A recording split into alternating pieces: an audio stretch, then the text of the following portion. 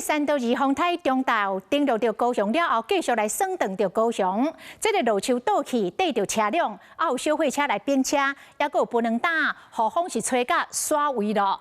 这个状况要请记者以此来报道。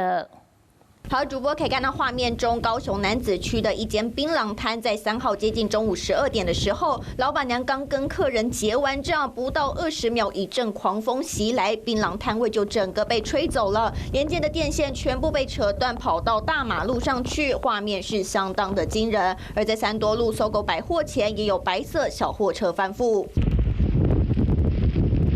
可以看到小货车挡风玻璃碎裂，侧翻在马路上，占据了2个车道。旁边还有类似摊车翻倒在附近，经过的车辆都必须要绕道而行。 另外还有银色轿车被路树压个正着，车子后半段被凹到变形，玻璃碎裂，树干也断成了好几节，横躺在道路上。旁边还有多个招牌被吹得4分5裂，到处都是碎屑，现场是满目疮痍，可见山托尔台风威力强劲，持续是肆虐南高雄。以上是我们掌握最消息，把新手交还给彭主播。